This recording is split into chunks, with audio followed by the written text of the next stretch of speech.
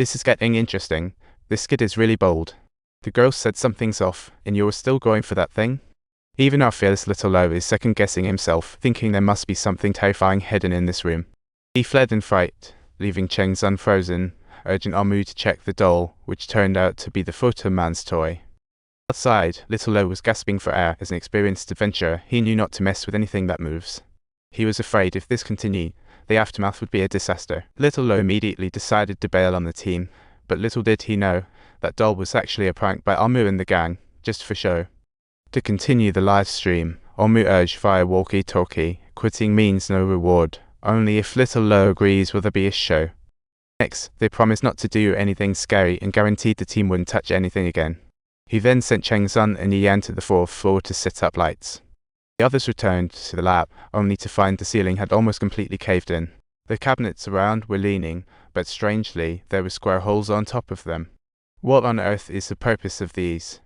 To investigate, Cheng Zun reached his hand in, only to feel something tug it. He quickly yanked it back.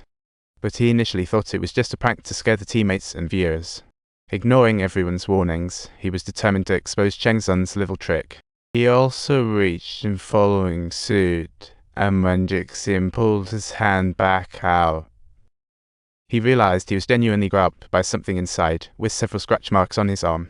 Just as he yelled, the door suddenly swung open with a bang, freezing the whole team. Nobody knew what just happened. At that moment, Cheng Zun noticed little Lo's scarf was lifted by a shadow, causing him to bolt out of the lab, only to find what little Lo had just written. Old Sun was here, but it had transformed into Old Sun came to die. See? I told you something was off here. Now Jixin and little Lo were on the same page, both declaring that given everything that just happened, their lives were clearly more important. But the boys weren't ready to give up so easily. We're scared too. Don't want to either, but for that reward. Let's just hurry and finish, okay? But Jixin was already losing it. I can't hear you or I don't want to hear it. He tossed his headphones and walked out with little Lo, while Amu at the camp witnessed the scene. He knew this wasn't part of the show, and was equally dumbfounded. It wasn't until Cheng Zun yelled his name via the camera that he snapped back to reality. Brother. Was little Lo's writing really changed? Amu knew the truth, but still lied to Cheng Zun and the others. How could it change? Be professional. Still want to earn for marriage. The stream has hit 300,000 viewers. Tonight's our big chance to succeed, but Cheng Zun seemed skeptical of Amu's words, especially since Jixin just got injured. Plus, little Lo's scarf was also lifted. Yet Amu insisted it was just Jixin and little Lo putting on a show for entertainment. Do you understand? I'm not clueless, bro. The candle in the basement just got blown out. Where that wind come from? This is odd. Stop now, my brother. Almost angry, thinking Cheng Zun's against him. He couldn't let the golden opportunity slip away. Cheng Zun finally realized something was off. If you want to stream, you come in yourself. We're out. If something bad happens, we're doomed.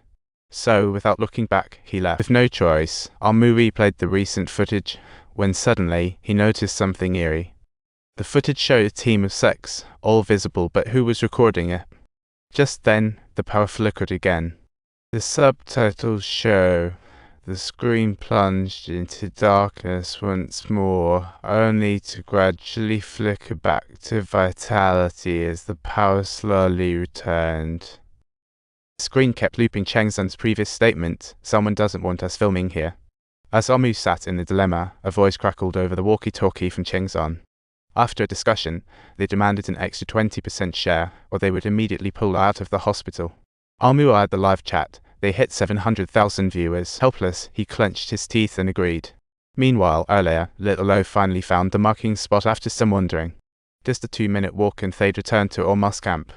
Cheng Zun and Cheng Zun were back in the restroom, both mustering up their courage for the live show. Suddenly, a sound came from the Jade Corpse, and the two froze in terror. Amu insisted they proceed. Then a spooky occurrence happened. The wheelchair slowly rolled out of the room, leaving them both stunned. Amu didn't care, demanding Cheng Zun speak fast. Cheng Zun gritted his teeth but didn't finish. Suddenly, things around them started falling inexplicably, hitting Cheng Zun and sending Cheng Zhu into a panic. He rushed to the building, yelling Cheng Zun, but seemed dragged out. At this point, even the Jade Corpse was scared and began howling. They pulled Cheng Zhu away, while Jixin and little Lo sensed something was off too. as they ended up back at the marking point after stopping and starting. Clearly, they were just spinning in circles.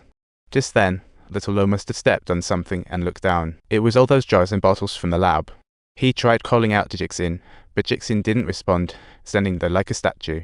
Gritting his teeth, Little Lo stepped out and surprisingly managed to do so. However, at that moment, things around started to act weird again. Little Lo stepped forward, saw Jixin's eyes shut. Suddenly he opened them, exclaiming, "Grapes! Don't eat grapes, just spit out the skins." This terrified Little Lo, and he sprinted away like a flash. Yet it seemed like he was floating in the air, as if lifted by something, until a few minutes later when he was thudded back to the ground.